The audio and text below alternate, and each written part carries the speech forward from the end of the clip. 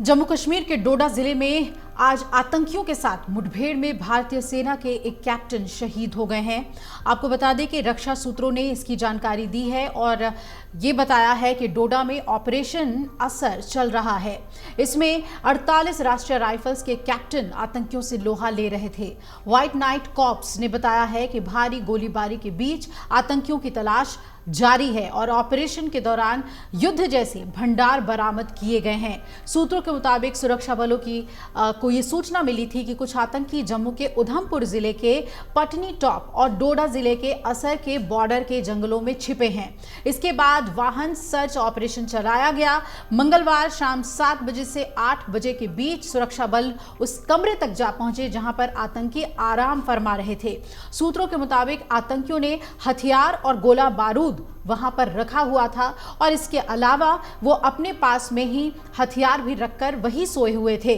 सुरक्षा बलों को देखकर आतंकी हक्का बक्का रह गए और उन्होंने फौरन फायरिंग भी शुरू कर दी। जवाब में सुरक्षा बलों ने भी फायरिंग चालू कर दी। सुरक्षा बलों से अपने आप को घिरता हुआ देख आतंकवादियों को तुरंत वो जगह खाली करनी पड़ी।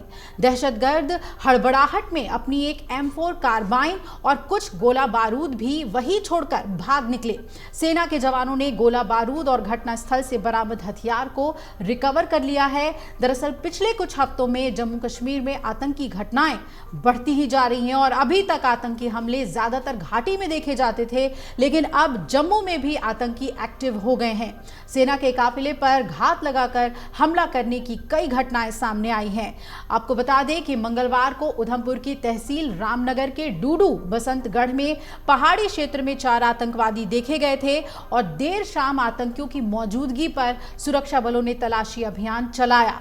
अपनी तरफ सुरक्षा बलों का घेरा बढ़ता देख आतंकी सियोज धार के रास्ते असर होते हुए जिला डोडा की तरफ निकल गए। अब सूत्र ये बता रहे हैं कि सियोज धार इलाके में आतंकवादी दिखे, लेकिन धुंध का फायदा उठाकर ये लोग भाग निकले थे।